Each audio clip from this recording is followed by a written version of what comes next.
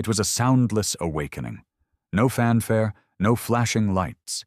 Just a slow hiss of oxygen and the soft hum of old machines stirring back to life, buried beneath miles of ash, steel, and time. The chamber opened like a cracked coffin, and inside, dust peeled from a man's body as his lungs pulled in air for the first time in nearly 1,000,000 years. His name was Grant, and he was the first. He didn't know that, not yet. Memory was a murky thing. He only remembered fragments, fire, screaming, the sky splitting open, Earth dying, then cold. A cold so absolute it felt like death had claimed him whole. But he wasn't dead. Somehow something had preserved him beneath the ruins of civilization. Grant stumbled out of the pod, naked, skin pale like old bone. Around him stood thousands more, silent chambers stacked in endless towers, all sealed, all pulsing faintly with life. The facility was still running. Grant found clothing first, military grade, standard issue from the 21st century's final war. His fingers moved on their own, muscle memory guiding him. Boots, gloves, armor. Then he walked, slowly, through the maze of hibernation pods and corridors that groaned under the weight of ancient dust. He didn't speak for hours, not until the facility's eye reactivated, flickering on with a sputter of light. Welcome back, Commander Grant. Date, 870,941 AD, Earth biosphere, unstable, galactic communication, offline. Status, humanity, unknown. That's when he knew. This wasn't a mistake. He had been meant to wake up. Only him. And maybe more. He hoped more. He climbed to the surface that day. The journey up took 4 hours through a cracked, decaying elevator shaft. The Earth above was not the world he remembered. It wasn't even Earth anymore. The skies were black and starless, choked with magnetic storms. The land stretched in pale gray dunes, broken only by the carcasses of cities buried deep under molten rock and silence. The stars were all wrong, and hanging in the sky, like a mocking crown, was something that didn't belong. A ring. A structure the size of Saturn's orbit, glowing faintly with blue light. It wasn't human. Grant knew that in his gut, and whoever had built it had no idea what they'd left buried beneath the crust of the dead world. He spent the next few weeks reactivating the facility, learning, watching old feeds, war logs, biometric data. Humanity had gone out fighting. The last war wasn't against themselves for once. It was against something else. Something that came from the dark. An empire that didn't want to conquer, only to cleanse, erase, rewrite. They had called them the Ordained. Grant couldn't remember their faces, but he remembered the screams, the fire, and he remembered what they did to Earth. He wasn't alone much longer. One by one, others began to wake. Soldiers, scientists, farmers, engineers.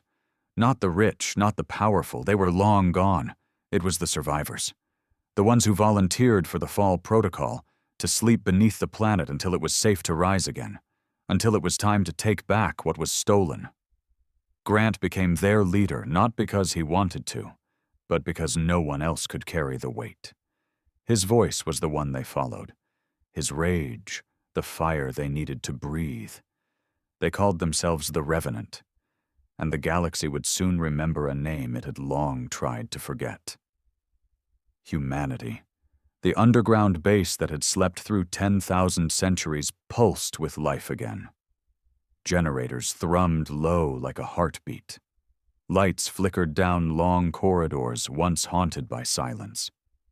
Grant stood at the heart of it all, arms crossed, jaw tight, watching as humanity's shattered remnants crawled out of time itself. There were 212 now, men and women alike, but it was the men who had risen faster, broken, bruised by dreams of burning skies, but hardened by the same thing that had always carried their species forward. Rage. A cold, focused fury that came not from hate alone, but from loss. Every man that stood before Grant had lost a world, and now the universe would pay for it. The scientists, what few of them remained, scoured the databanks. They spoke in hushed tones of radiation decay, stellar drift, and continental drift. Earth had shifted. What was once North America was now a fractured wasteland, sitting on an exposed mantle ridge. The oceans had boiled, then frozen. Life had vanished, except here. But Grant didn't need scientists to tell him what mattered most. Earth was dead, but humanity wasn't. He walked among the newly awakened, offering short nods, brief words. He wasn't a speech giver. Never had been. He was a war dog, bred in the back alleys of a dead city, raised in fire, baptized in war. And yet they looked at him like a savior. It unsettled him. "Commander," said Briggs, a former demolition specialist, now leader of the facility's reactivation team. "We found another vault, sealed, military-grade encryption. Might be another 1,000 in cryo down there." Grant's face didn't change, but inside, something shifted. Hope was a cruel thing. It gave you something to lose. "Show me." They moved through the bowels of the complex, deeper than most dared to go. The air grew colder, the light dimmer. The walls bore scars, blaster marks, melted steel. Whatever hit this place hadn't tried to kill them. It had tried to erase them, but humanity was too stubborn to die. The vault door stood like a tomb, massive and sealed by triple locks. Briggs keyed in the sequence. Nothing. "Locked from the inside," he muttered. Grant stepped forward, his gloved hand pressing against the cold alloy. "Then they're still alive?" That night Grant didn't sleep. He rarely did anymore. The dreams were worse than the waking world. In his sleep he saw his wife's face, her smile, her soft touch, and then the flash, the fire, the vacuum scream as their evacuation transport was torn from orbit. He'd made it to the bunker. She hadn't. Neither had the child she carried. He poured a drink, clear ethanol, made from reclaimed synthetic waste. It burned going down. He welcomed the pain. The following day, they broke into the vault, not with code, but with thermite and pressure drills. It took 12 hours. When the door finally gave, the room inside was a cathedral of ice and silence. Rows of pods, some shattered, some still humming. 183 survivors, men in military gear, hardened faces, beards frozen to their chests, officers, lieutenants, even a few commanders. But what caught Grant's attention was the symbol etched above the central pod. Project Revenant. Strike Cell 1. Grant felt something like recognition stir in his bones. These were not civilians, not sleepers. These were weapons, tools designed not to survive, but to avenge. They revived fast.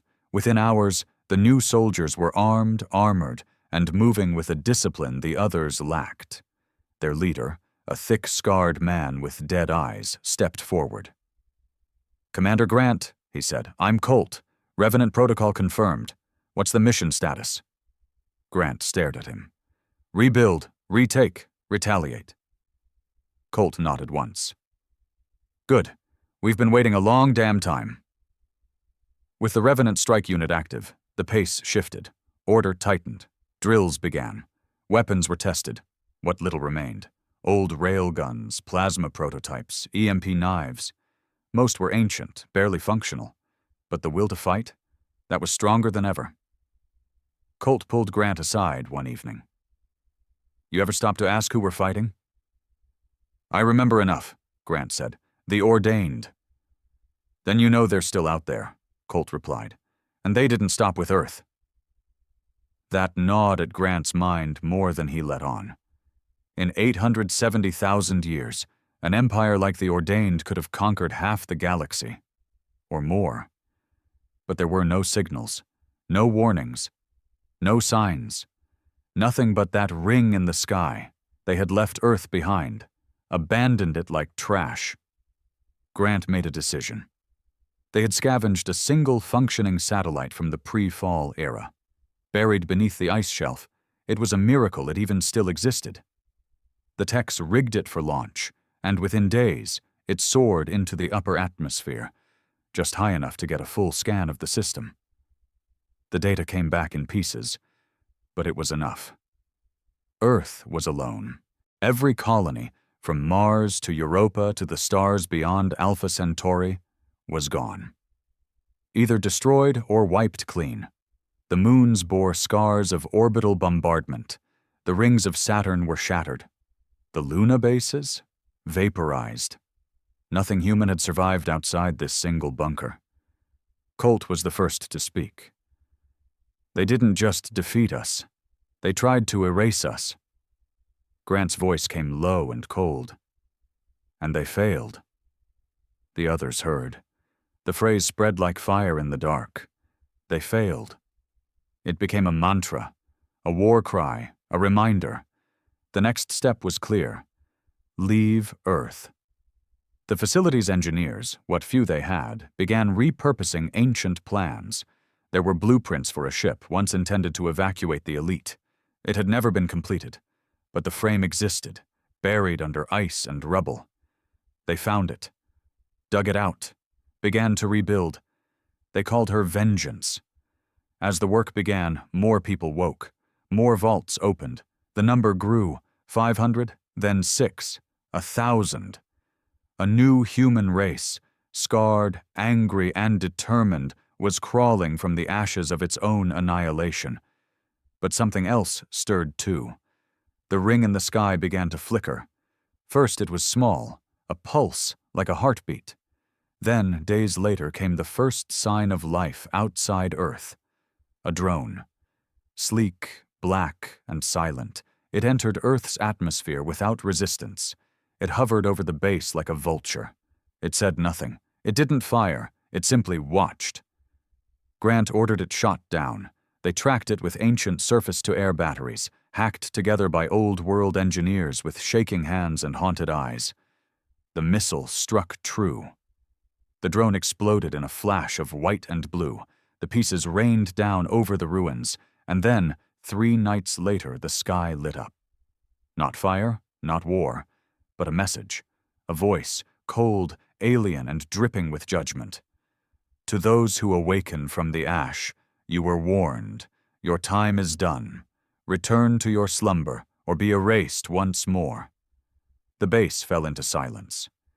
Grant stood before the people, warriors, survivors, engineers, broken men clutching tools like weapons, and for the first time he spoke not as a soldier, but as a man who had seen death and chose to fight it anyway.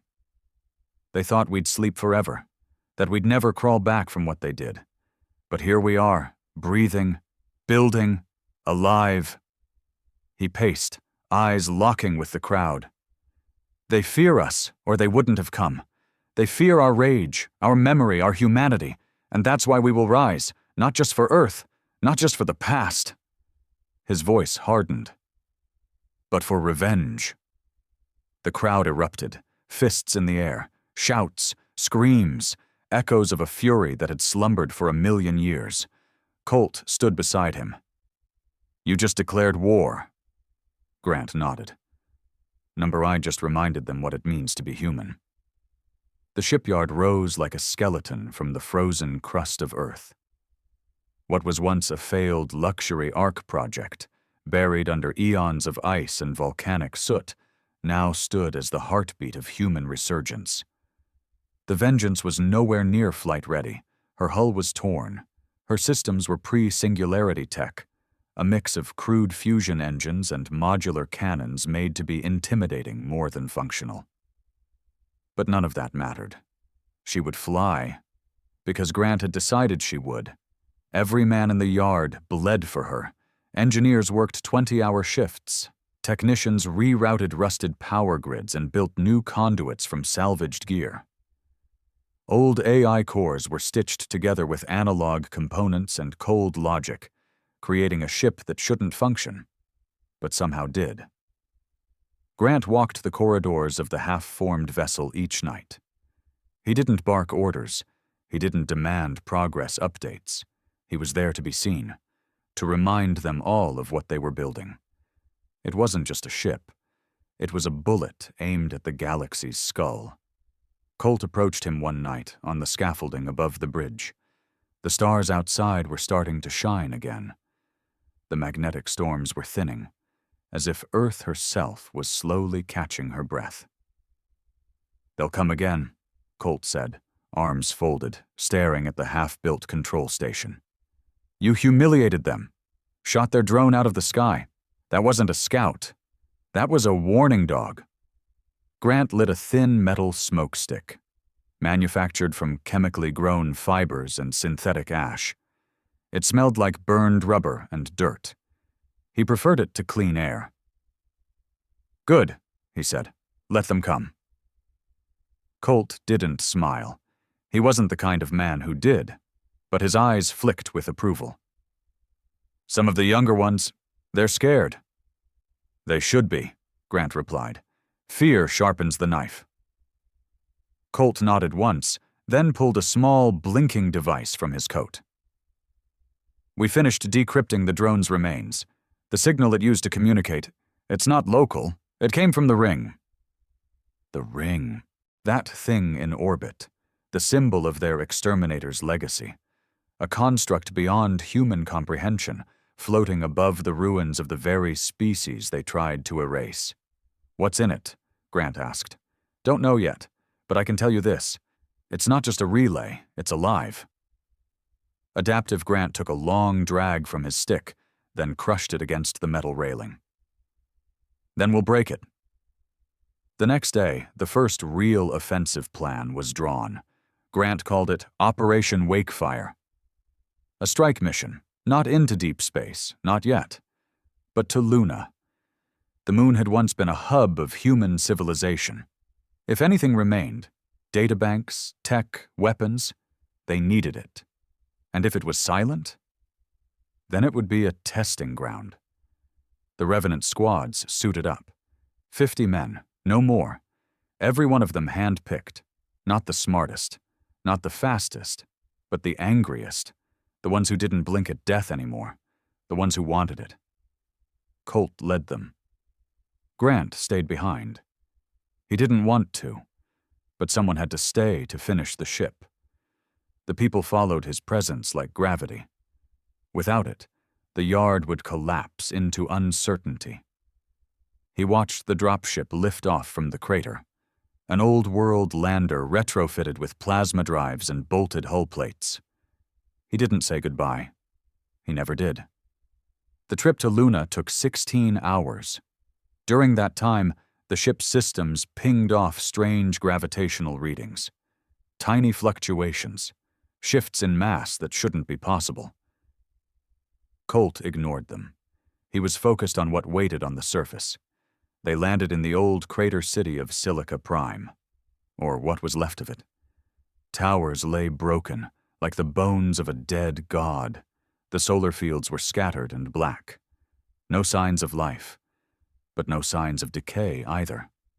Everything looked frozen. As the squad moved through the ruins, their scanners picked up heat signatures, faint, distant, flickering. Colt gave the order. "Weapons hot! Eyes open!" The first attack came from above. A shriek, not mechanical, not organic, but somewhere in between, echoed through the dead halls. Then came the motion. Fast. Bladed. A blur of limbs and light. One of the scouts, Merrick, was dead before he hit the ground. His helmet split like glass, his body convulsing. They were not alone. Colt dropped the thing that killed Merrick with a rail burst to the chest. It shattered in a spray of silver blood and metal shards. "A biofusion unit," the tech beside him muttered. "They left Guardians."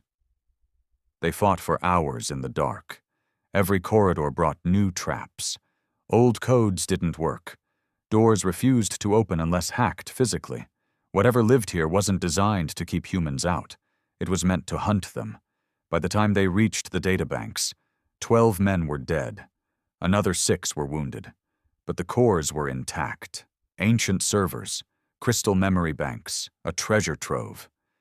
The techs plugged in, downloaded everything, maps, logs, recordings. One file made Colt stop cold. It was a video, dated just 3 months before the fall. A council meeting. The leaders of Earth. Grant was there. Younger, angrier, wearing the uniform of a man still fighting to keep the world intact. They were arguing, not over whether to fight, but how to die. The council had agreed to the hibernation project, but only for a few.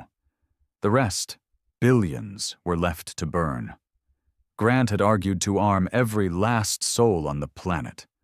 Make Earth a graveyard no enemy would survive. He had been overruled. Colt copied the footage, saved it, then torched the databanks.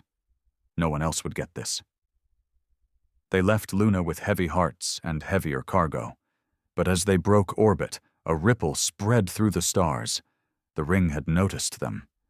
Back on Earth, Grant watched the feeds. The ship returned, scarred but successful. He embraced Colt without words. They were brothers now, bound by fire, not blood. But the good news didn't last long. 3 days after the Luna mission, the sky cracked. A fleet, not massive, not world-ending, but a message. 10 ships, sleek and silver, descended into Earth's orbit like specters. They bore no insignia, no symbols, only smooth hulls and the hum of energy beyond anything humanity had ever built. They sent no message, but their meaning was clear. They were here to finish what the Ordained had started. Grant stood on the ridge above the shipyard, staring into the clouds as the first enemy ship breached the atmosphere. He didn't blink. He turned to his engineers. "How fast can Vengeance fly?" One of them, a girl no older than 20, shook her head. 3 more weeks minimum. We're still short a stabilizer and 2 thruster banks. Grant didn't flinch. "You've got 7 days. Colt stood beside him. "And if they don't wait that long?" Grant smiled. Just a little. The first smile in 1,000 years. "Then we remind them why they should have." The sky boiled with war. The enemy didn't announce themselves. They didn't give humanity the dignity of fear. Their arrival was methodical, like a farmer arriving to plow an overgrown field. Their 10 silver ships hung above Earth's atmosphere, still and silent, like blades waiting to fall. Grant knew what that meant. This wasn't a full-scale invasion, not yet. This was a purge, a final sweep, the kind of extermination a predator performs when it smells a wounded animal still breathing. "They think we're weak," he said to Colt as they studied the orbital feeds. "They're not afraid.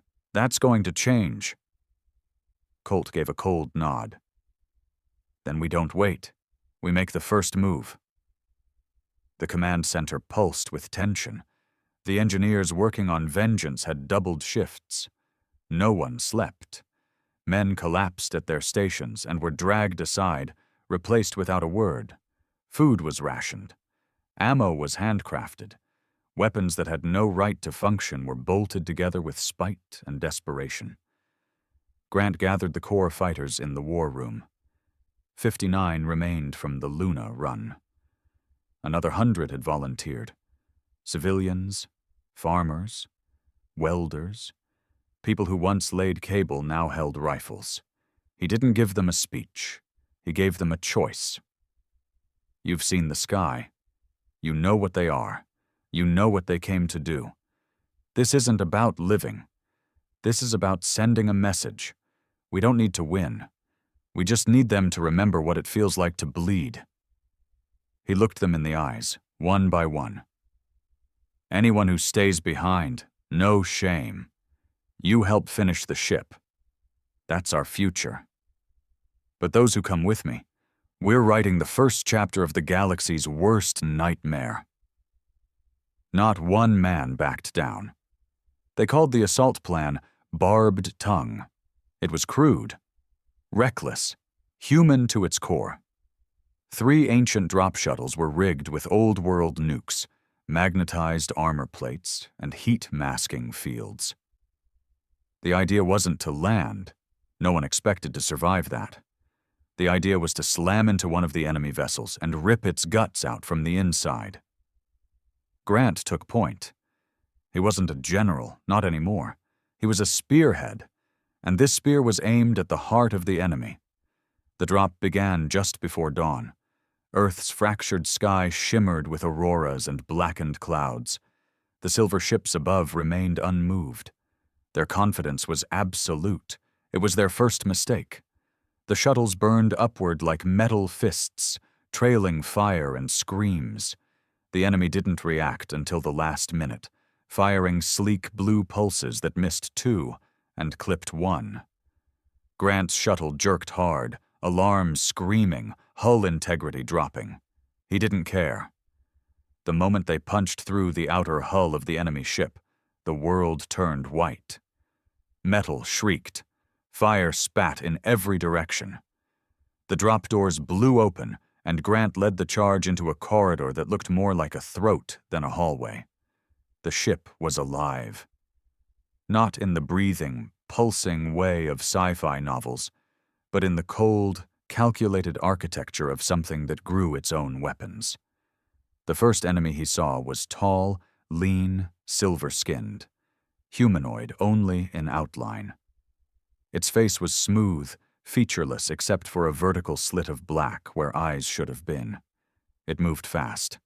Grant moved faster. His railgun punched a hole through its chest, and it folded like paper. Behind it came 3 more. Then 10. They fought for every inch.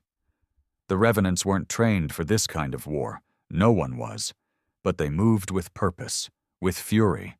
They knew they were dead men, and dead men fight with a clarity the living never understand. Colt's voice crackled through the comms.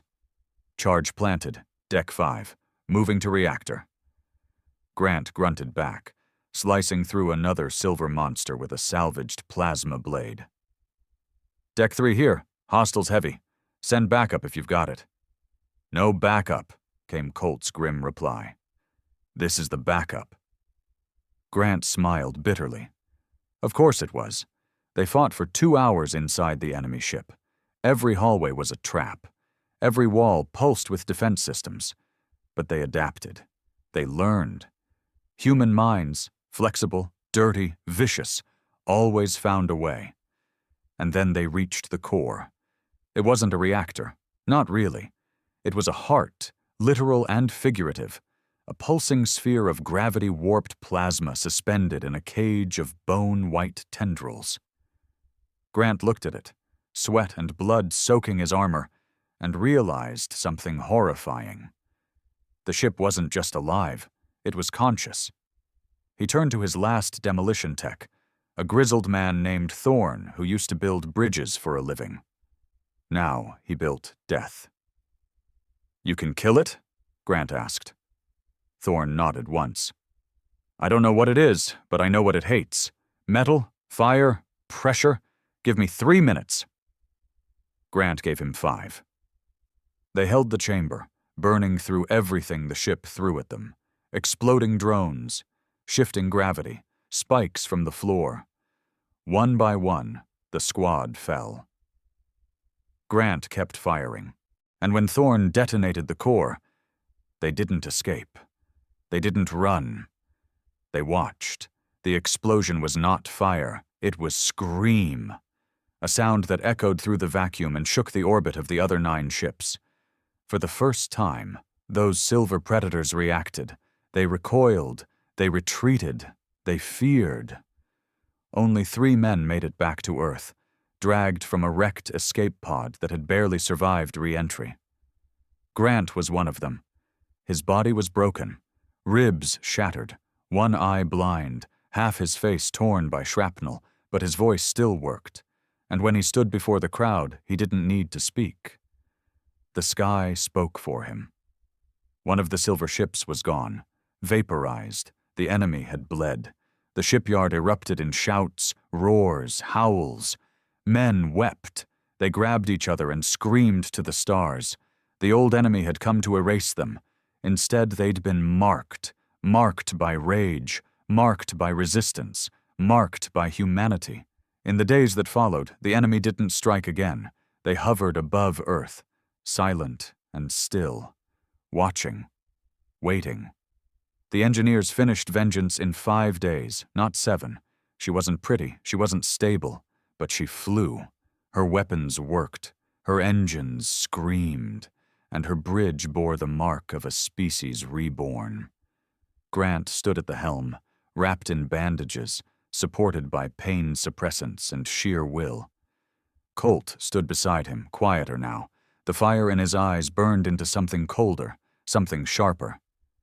"You know what they'll do next," he said. Grant nodded. "They'll send the real fleet. Can we win?" "No," Grant said, "not yet." "Then what's the plan?" Grant stared out the viewport at the ring, that silent sentinel still pulsing with alien disdain. "We leave," he said. "We go to them. We show them what they missed, what they failed to kill." "And then?" Grant smiled, slow, pained, but full of purpose. "Then we remind them what it means to make humanity angry." Vengeance roared into orbit like an avenging ghost, trailing fire and human defiance in her wake. She wasn't pretty. She wasn't smooth. She wasn't blessed with alien tech or fancy quantum drives, but she was ours. And that made her dangerous. The moment she crossed the Karman line, the 9 remaining enemy vessels reacted. Not by attacking, but by withdrawing. Colt stood beside Grant at the command deck, arms crossed, jaw tight. He'd expected a fight, not this eerie silence. "They're not scared," he said. "They're thinking." Grant grunted. "Good. Let them. Let them think about what we did with rusted steel and rage." Behind them, the bridge hummed with tension. Every man aboard knew the risks. Vengeance hadn't been tested. Half her systems were duct-taped miracles held together by hope and hate. But she flew, and she had teeth, makeshift cannons, scavenged missiles, and a core reactor that could rip a city in half if detonated properly. Destination. The ring. No one knew what waited inside, but if humanity was going to survive, it wouldn't be by waiting for the next extermination wave. Grant wasn't built for defense. He was a blunt instrument, meant for war, not preservation. "Plot a course to breach the ring's outer shell," he ordered. "Find me a hole. I don't care if it's microscopic. Widen it." "Sir," said the helmsman, a former shuttle pilot who used to smuggle reactor cores across frozen oceans. "We breach that, we don't come back." Grant didn't blink. "Then make the breach count." The crew worked in grim silence. These weren't soldiers from a time of honor or discipline. These were survivors, thieves, burned-out engineers, wounded killers. But what they lacked in polish, they made up for in hate. That was the core of vengeance, not glory, not freedom, retribution. The ring grew in the viewport. What once looked like a distant band of light now loomed like a wall, impossibly massive, orbiting Earth like a halo made of judgment and arrogance. Colt broke the silence. "They built that after the fall." "Yeah," Grant muttered. "Monument to a genocide, a message to the galaxy. We erased the wild dogs." "Except the dogs are back," Colt said. "Starving," Grant added, "and hungry for throats." As they approached, automated defenses lit up around the ring. Turrets, drones, satellite mines. It was a fortress, not just a symbol, a prison wall, a closed door. "Light 'em up," Grant said. The gunners went to work. Cannons screamed, launching homemade shells laced with antimatter. They weren't precision weapons, but they didn't need to be. They just needed to hit hard. Explosions lit up the void. Drones shattered like glass. Mines blinked out one by one. The ring began to respond. But not with force. Instead, it shifted. Entire sections turned, opened, like it was studying them, like it was inviting them in. Grant didn't flinch. Drive through? If it's a trap, we'll die biting. Vengeance passed the threshold with a shudder. And then, silence. No alarms, no enemy ships, just a vast, cold corridor stretching deep into the ring's inner chamber.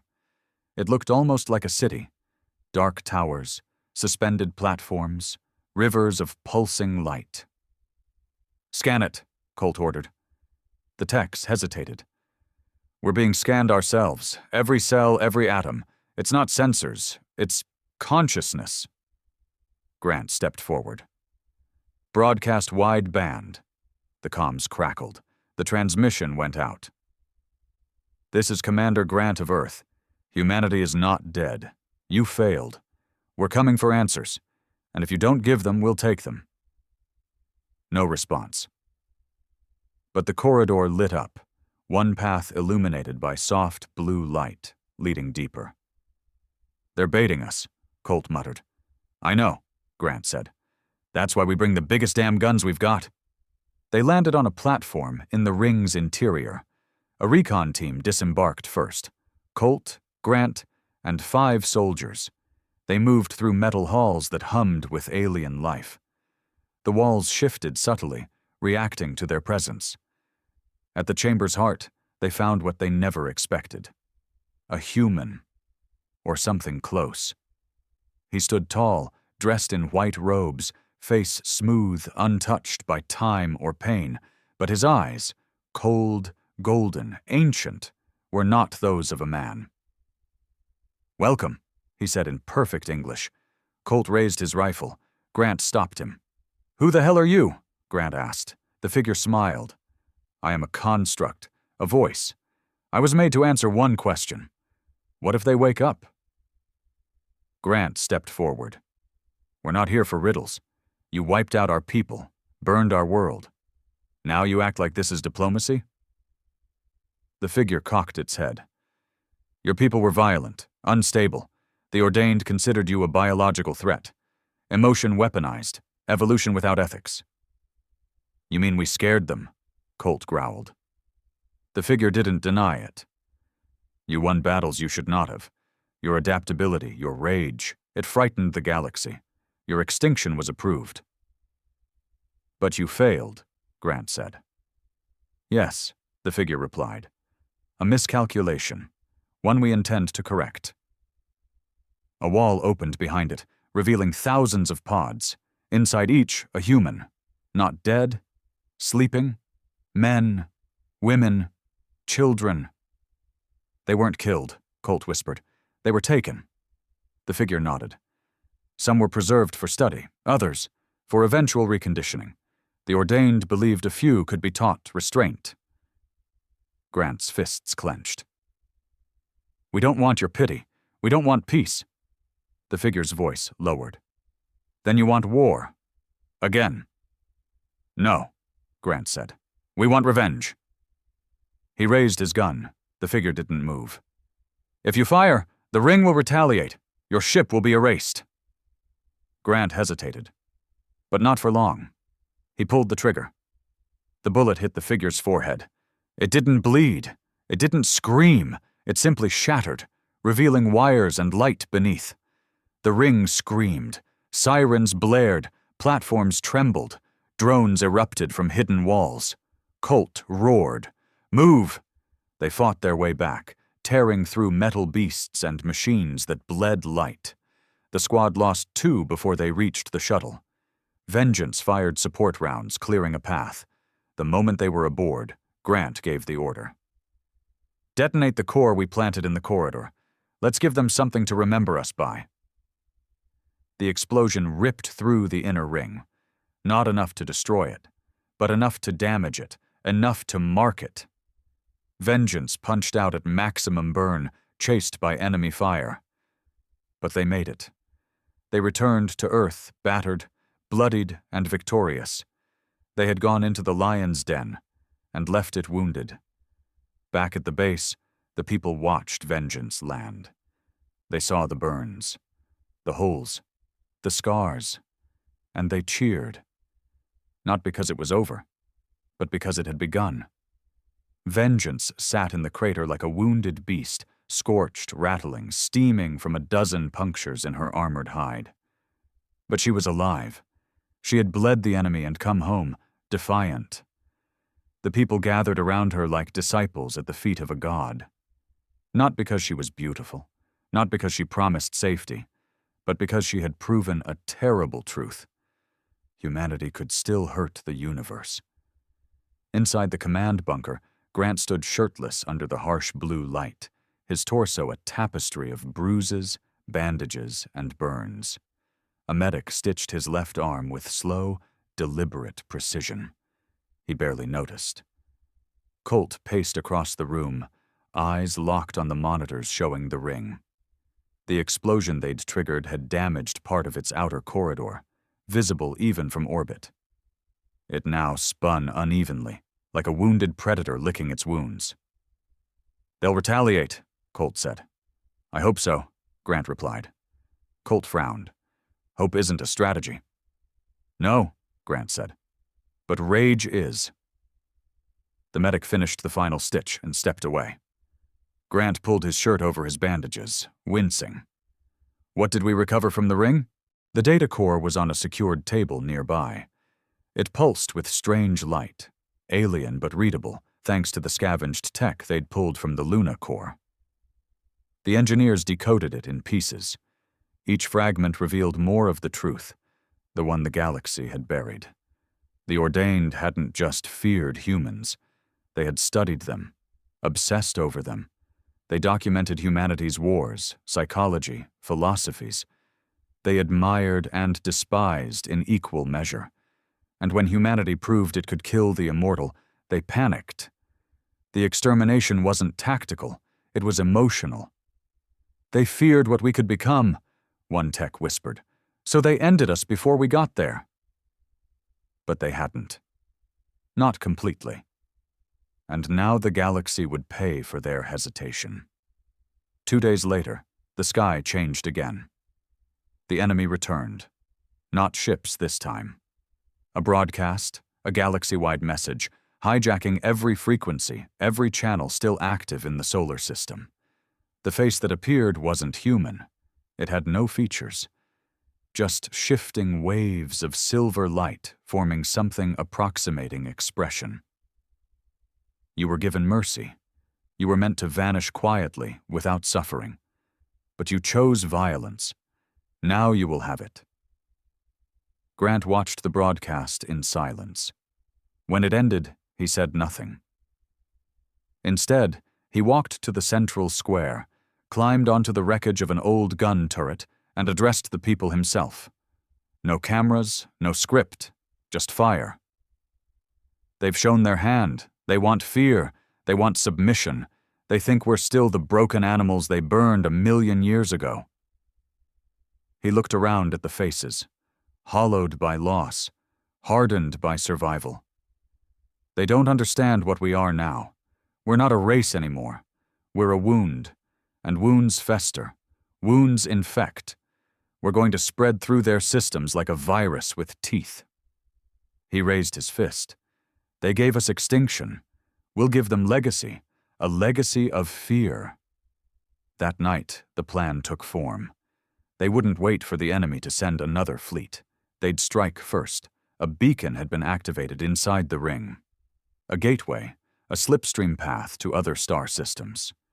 It had been used by the Ordained to move quickly, quietly, wiping out resistance before it could take root.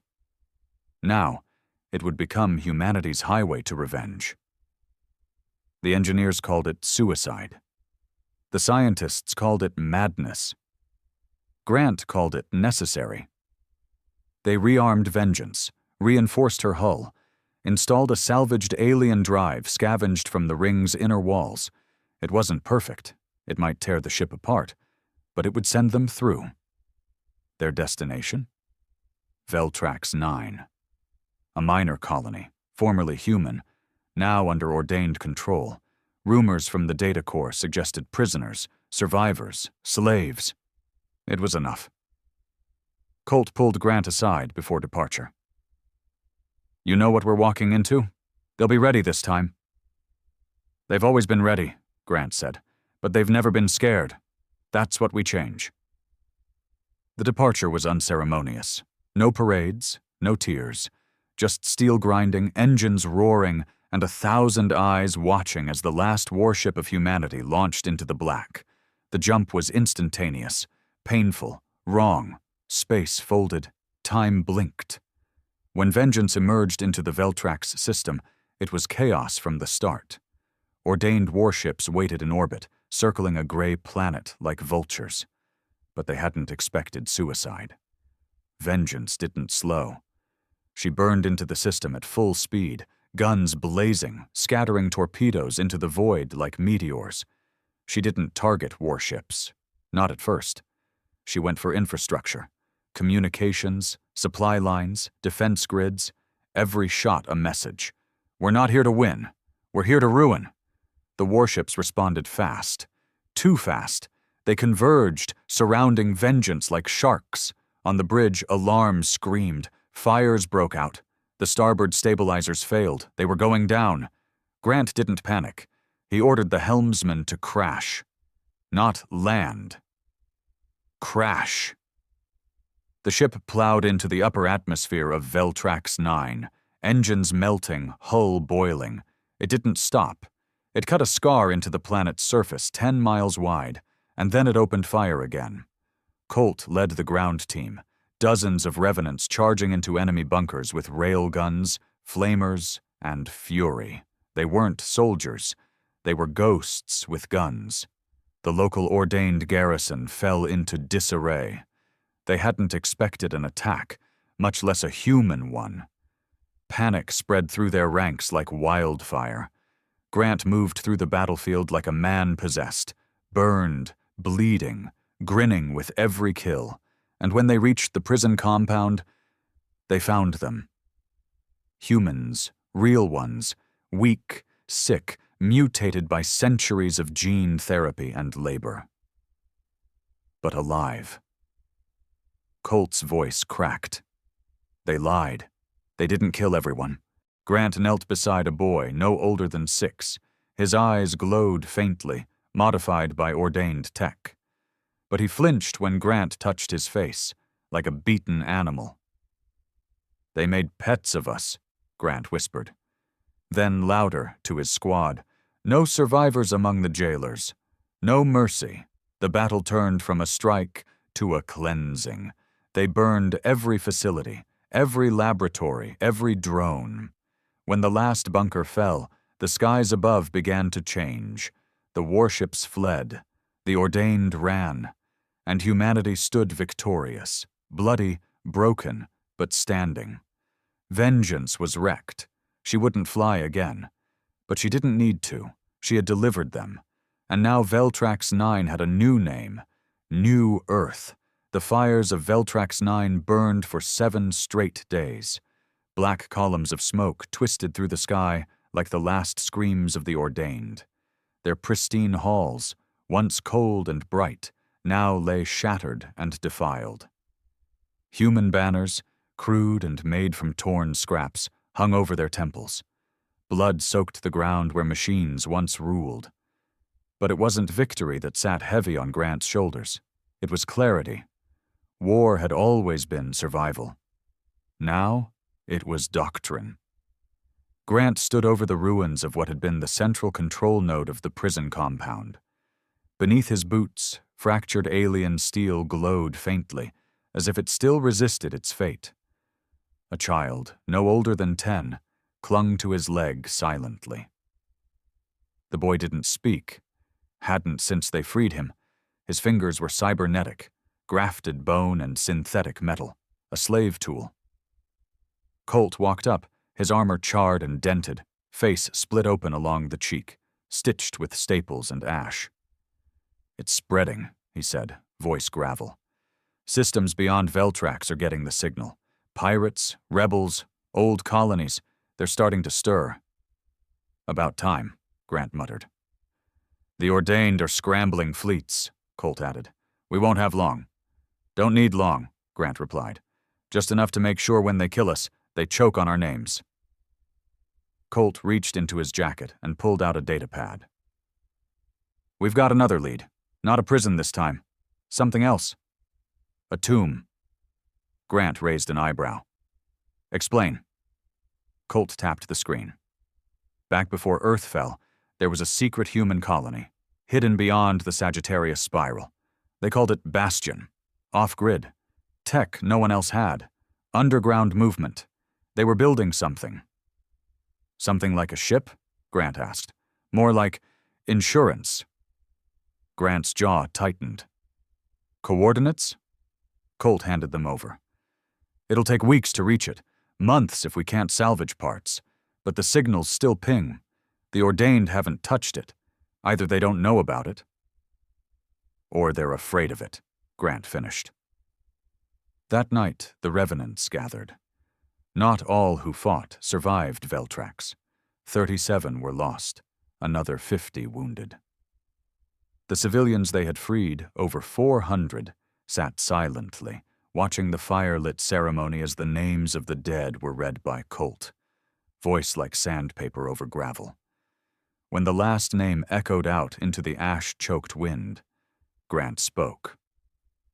These men weren't heroes. They didn't die for medals or glory. They died because rage demands a price. They died because survival isn't enough. He paused. Living without vengeance is just slow surrender. The next day, they built. The wreckage of vengeance was torn apart, repurposed. Engineers worked through the night, stripping metal, fusing frames. A new ship was born, smaller, leaner, fast. They called her Wrath. She wasn't meant for defense. She was meant to hunt. With the surviving techs, they installed what they could from the alien data cores. Drives that bent space around them, cloaking devices that masked them from deep scans. Human ingenuity met alien arrogance, and the result was a ship built for annihilation. Grant stood at the helm again, with Colt at his side. The child, the one with metal fingers, remained close, silent, always watching. The boy had no name, no past, just eyes too old for his face and hands that trembled when idle. Grant didn't send him away. The boy had seen, and that made him one of them. The ship lifted off with a roar that shook the planet's spine. Civilians cheered. The newly freed raised fists. Survivors wept. They weren't just escaping anymore. They were coming for the stars. Their jump through the Bastion gate was smoother, cleaner. They'd learned the alien drive now, understood its rage. The journey took 6 days, and on the 7th, they saw it. Bastion. It wasn't a colony. It was a city ship buried inside an asteroid field, carved into the stone itself, armored with ancient alloys, powered by fusion cores still burning after 1,000,000 years. But it wasn't abandoned. It was sealed. Grant piloted Wrath close, scanning. The surface was silent. But the readings were clear. There was life inside. Still. Somehow. We wake them, he said. Colt nodded. What if they're not friendly? Grant's voice dropped. Then we remind them what time it is. The boarding team broke through the outer wall and found the interior frozen in time. Streets of steel and carbon, buildings powered down, holograms blinking in loops. And then they found the chamber. Massive, circular, filled with pods, humans, thousands, men, warriors, scientists, civilians, sleeper units buried here before Earth's fall. Those who had fled in secret, who had refused to trust the Council, who had built this as a backup. And at the center, a terminal, locked with DNA protocol. Grant stepped forward. The system lit up. Commander designation recognized. Grant, Protocol Omega initiated. The pods began to open, one by one. Grant turned to Colt. We're not alone anymore. Colt smiled, the scar on his cheek stretching. Then it's time the galaxy remembered who they tried to bury.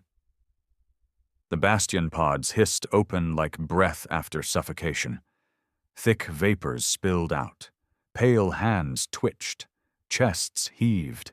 Men who had been silent for over 1,000,000 years began to move. They were older than time now, frozen before Earth's fall and forgotten beneath layers of fear and betrayal. They awoke not to peace, but to purpose. Grant watched from the terminal, arms folded, the glow of Bastion's mainframe casting shadows across his face. These were no civilians. They were the last sons of the unbroken generation, those who had rejected surrender and vanished into the stars with blueprints and grudges. Their leader emerged from the deepest chamber. He wasn't armored, not yet. He wore only a black coat with the Earth insignia stitched in red across the chest. He had no name, just a title etched across the chamber walls. Warden. He looked at Grant with hard eyes and spoke in a voice that made every man nearby straighten their back. "You're the last survivor?" "No," Grant said. "I'm the first Revenant." The warden didn't smile. He nodded once. "Then we begin." In the days that followed, Bastion burned back to life. Engines hummed. Lights returned to corridors dark for 10,000 centuries. The forges reopened, melting alien steel and reforging weapons not built for war, but for extinction. The humans of Bastion were not gentle. They didn't weep over history. They didn't mourn lost cities or sing of peace. They built ships. They built arsenals. They built retribution. Wrath was just the beginning. Now they had the numbers, the mines, the hidden caches left behind by a civilization that had refused to believe in death. Colt stood beside Grant on Bastion's outer platform, watching the black sky flicker with new construction. "This isn't resistance anymore," he said. "This is escalation." Grant nodded. "We're not sending messages. We're sending a warning. The galaxy thought we were extinct." "They're going to wish we were," Colt muttered. 1 week after Bastion woke, they launched their first true offensive. 3 ships, all human, names etched in fire: Wrath, Revenant, Judgment. Each carried a strike team, not massive forces, not armies, but specialists, men who had seen Earth die and refused to let memory die with it. Their first target was a world named Elian Prime, once a trading hub, now an ordained spire, pulsing with artificial thought. They didn't announce themselves. They descended like comets. 3 cities burned in the first hour. The defenders scrambled. Their machines, perfect, sterile, algorithmically cruel, weren't ready for rage. They weren't ready for the illogical fury of humanity's return. Grant led the assault himself. He moved through fire like it belonged to him, his rifle speaking in bursts of judgment. Beside him, Colt mowed down security drones with a grin like death-made flesh. And when they reached the planet's control spire, they didn't hack it. They dropped charges and buried the structure in its own arrogance. The final explosion was visible from orbit, a blossom of light in the shape of a fist. As Wrath pulled away from the ruined planet, transmissions began to pour in from fringe colonies. Whispers, questions. Is it true? Are the humans really back? Was it really them who destroyed Elian? They didn't answer. They didn't need to, because fear answered for them.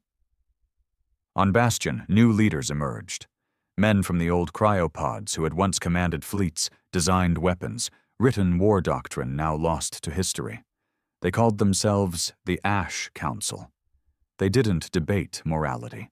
They didn't argue over diplomacy. They focused on a single creed. If they tried to erase us, then we will burn our names into the walls of their stars. Grant was offered a seat at the table. He refused. "I'm not here to sit. I'm here to break." Instead, he took the mantle of something older, something deeper. Executor, the blade of the new human machine. Colt became his second, his hammer, his wrath incarnate. The boy with metal fingers, silent, always watching, remained by Grant's side. Still nameless, still small, but no longer afraid. He had started to build tiny machines, drones made of scrap and pain. He called them echoes. When Grant asked what they were for, the boy simply said, "To follow. To follow you." By the second month, humanity's resurgence had spread to 9 systems. Not through conquest, through ruin. Every world they touched was left burning, every spire toppled, every ordained outpost shattered, and always the same message carved into walls, burned into skies, hacked into comms. "We remember Earth." The ordained finally responded, with a fleet, a real one, thousands of ships, armored, perfect, impossibly advanced. They surrounded Bastion like gods descending on a termite mound. The Ash Council braced for annihilation. Grant stood on the outer deck, watching their sensors light up like a constellation of hate. Colt joined him, blood-stained and grinning. "Looks like they're ready to finish it." "Let them try," Grant said. The warden appeared, flanked by 2 armored lieutenants. "They've deployed command drones. They want to talk." "Of course they do," Grant muttered. "They're afraid again." The drone landed in the heart of Bastion's square. It projected a face, cold, silver, featureless. "You were meant to be erased. Your return is an abomination. Surrender, and you may live." Grant stepped forward. No weapons, just his voice. "You killed our world, burned our skies. You erased our history." He leaned in. "And we're still here." The drone replied, "You cannot win." Grant smirked. "We're not trying to win. We're here to make you lose." And then he snapped his fingers. The boy released the echoes. Thousands of tiny drones scattered across Bastion, across the fleet. Built in silence, unnoticed, they activated all at once. EMP pulses, hacked systems, screams of metal. The ordained fleet shuddered. In space, their ships began to falter, collapse. Cannons shut down, shields dropped, engines died, and then humanity fired back.